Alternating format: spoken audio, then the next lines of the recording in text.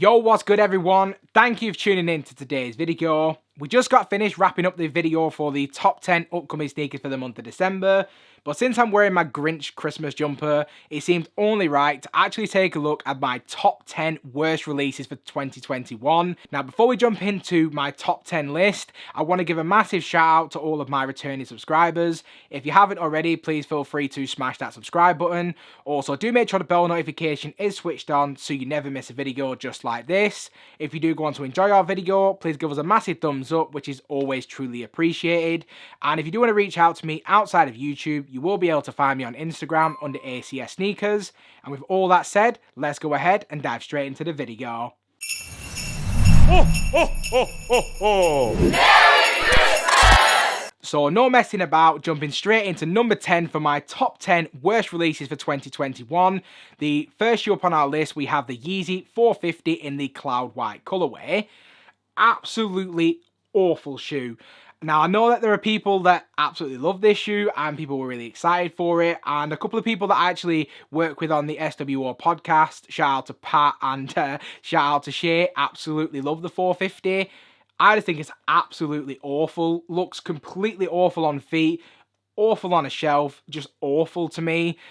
I definitely feel like, you know, there's a saying where not every shoe is made for every person, and this one definitely fits the bill. And if I just couldn't pull it off, I feel like is one of the main things, you know, seeing that like sock construction on top of that weird midsole.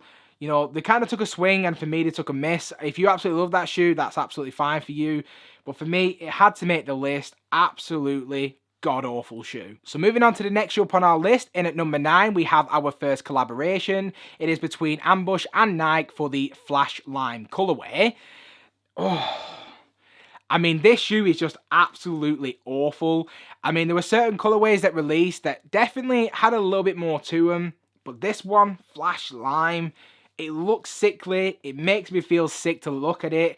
And it's just an absolutely awful looking shoe. I mean, I can appreciate what they were trying to do with the collaboration with Ambush, you know, making the little subtle details with the swooshes and all those kind of things. And I know the creator, I think, loves either engines or motorcycles or both, and they was incorporating like an engine into the style and the design. That's fine, but this colorway, awful. So the next shoe up on our list, in at number 8, we have another collaboration. This time it's between Sean Witherspoon for the Jiminy Cricket. Oh, absolutely awful. I absolutely love Sean Witherspoon for what he did in terms of sneaker culture with the, you know, with the collaboration he did with Nike, but it seems like it's been all downhill since then. You know, the Super Earths aren't terrible, but things like this definitely make it really hard to really like him. I love the guy, but this shoe is just awful. I mean, I don't know what that attachment is to the laces. I know you can take it off, but for me, it doesn't look any better with or without it. It's just a genuinely dead crap. The colorway, awful. The backstory, you know, that's fine if you appreciate the backstory, but it was just one of those shoes and one of those releases that, you know, you kind of like double take and you look at it and it's just like, it doesn't get better the longer you look at it. So this is definitely a shoe I didn't need, don't like. Moving on to the next one. So next up at number 7, we have once again another collaboration. But not only is it another collaboration, it's another collaboration with Adidas. They have absolutely released some stinkers this year. Next up, we have the Jeremy Scott Wings Forums. I remember when there was like a phase of the Wings being released and it was a thing to have them. And back then, when they first released that Wings design, I absolutely loved it. I thought it looked absolutely brilliant. But you know, I'm a lot older now and I have a lot more sense. But that shoe is just absolutely awful. I don't know who Jeremy Scott is. I'm not that in tune with whatever he does. But I'm really praying that this isn't bringing back like a whole Wings vibe. It's absolutely awful to me. I, as a grown man, could not walk around wearing that shoe. Imagine walking into like a schoolyard setting. I'm going to pick my kids up from school with Wings on my feet. It's absolutely a no-go for me. Genuinely an awful shoe. I don't even like the concept of like the dollar on it. No idea about the design or about the shoe. It's just a genuinely dead crap. It deserved its place on this list. I'm actually surprised it's not higher on the list, but trust me when I say this, there are some absolute monstrosities to come. You're goddamn right. So I may as well have just done my top 10 worst list for collabs, as once again we have another collaboration. This time Nike are in the mix. It is the collaboration with John Paul Gautier for the Vapor Waffles. I'm not trying to read too much up on this. I'm just trying to give you guys my list, and this shoe had to make the list. Absolute monstrosity. Looks like the Frankenstein of collaborations, and definitely deserved its place on the list. Like the forums, surprised it isn't sneaking in a little bit higher. I'm not even sure if this shoe was a limited release or as a hype release or anything like that. Vapor Waffles have eluded me up till now. The Sesame colorway they did release as just a standard Vapor Waffle without that John Paul Gautier collaboration. And if you are plugged into fashion and things like that, as you can probably tell, I'm nowhere near the fashion industry or have my finger on the pulse of fashion and all this stuff.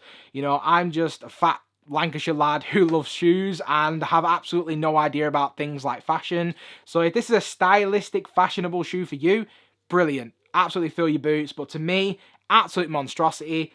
Awful shoe. Hopefully never replicate it, because this shoe, straight toilet water. So the next shoe up on our list, believe it or not, once again is another collaboration. This time it's between Space Jam and Converse for the Star Motion or Slow Motion or whatever the hell they decided to call it. This shoe is absolutely awful. I know a lot of people hated Space Jam 2. I didn't mind it. I enjoyed watching it with my kids at the cinema. I have no idea where, when, how, or why you would even want to wear this shoe. Anybody that's actually styled this shoe out and actually made it work, I want to see it. So do make sure to reach out to me on Instagram. Send me your pictures if you own this shoe. Send me pictures you find online if you find anybody rocking this shoe properly, because it's absolutely awful to me. I just think it looks awful. I think it looks tacky. And I think there's been a lot of really nice Space Jam shoes that a lot of people didn't like. So, for example, there was the LeBron 8s, loved them. Air Force 1s, loved them. Both the Lola Bunnies and the other colorway as well. Absolutely fire releases. This one wasn't one of them. Completely over my head and completely into the bin. So in at number 4, we have a repeat offender. We have a collaboration again. And again, a collaboration with Adidas. But this time, they pulled Reebok into the mix with the ZX, whatever it is. Absolutely awful. I'm pretty sure I actually included one of these awful looking shoes in last year's top 10 worst shoes for the year. And again, it's just absolutely awful. If it's comfortable, which it kind of looks comfortable, that may give it a pass and some people may actually like it. But for me, from like an aesthetics, like the colorway is awful. The shoe, awful. And you know, as soon as I saw it, I just knew it had to make the list. Don't get me wrong, there are other shoes that you may swap out, but this definitely feels like it deserves to be on the list.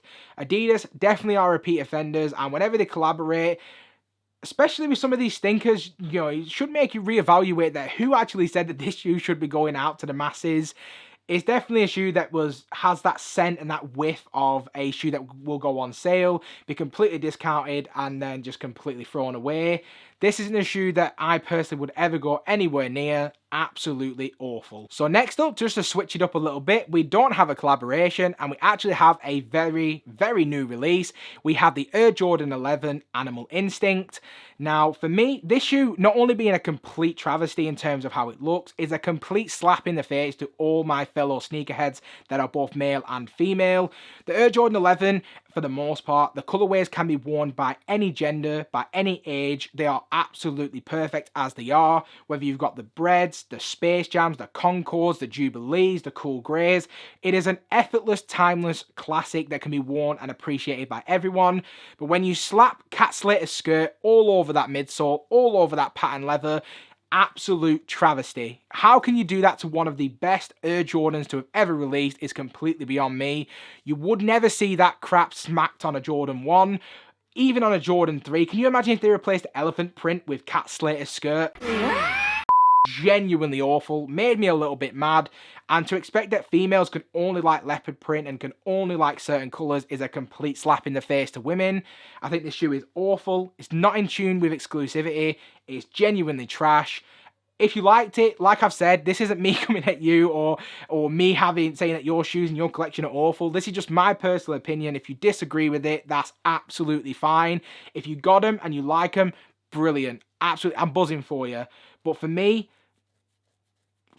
awful. Now, I'm not sure if this is a little bit too soon, but we're about to relive a travesty. Next up, we have the Nike Air Harachi Sneakers Day release.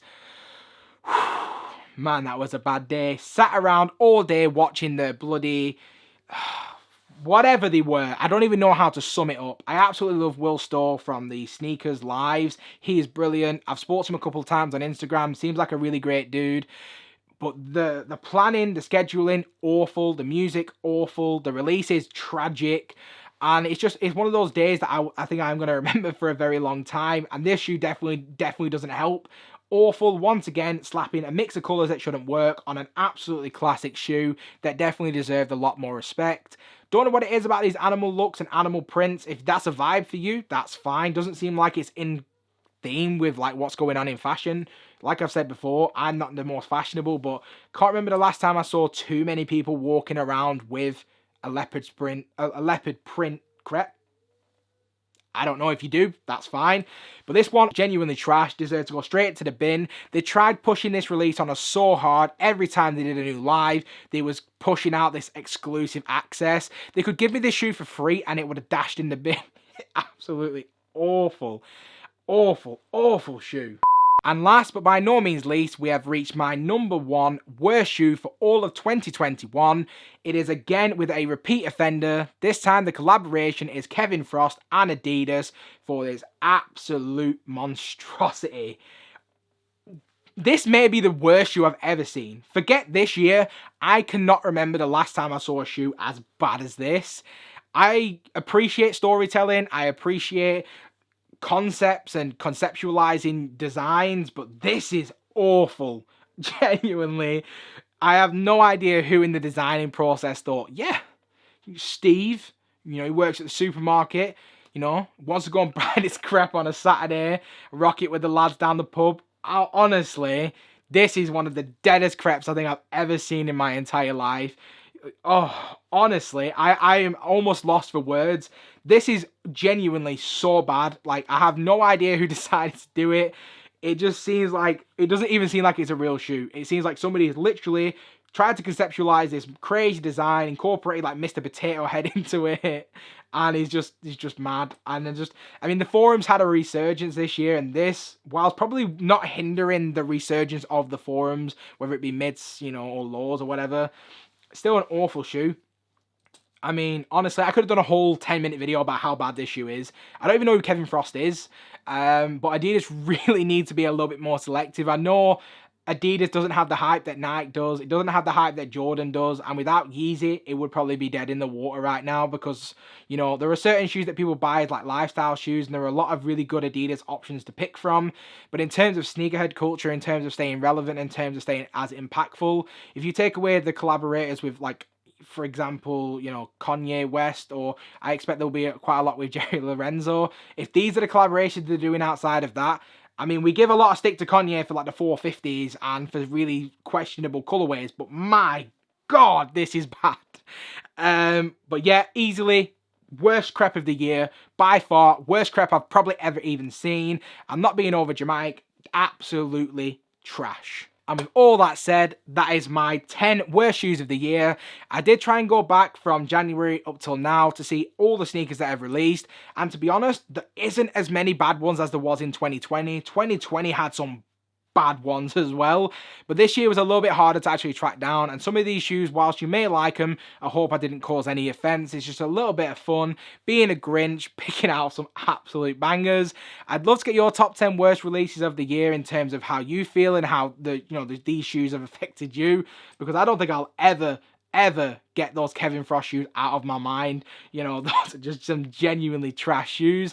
So do make sure to leave your thoughts and comments in the comment section below. If you haven't already, please feel free to smash that subscribe button. Also, do like this video, which is always truly appreciated. And I hope to see you all again in the next one. Peace.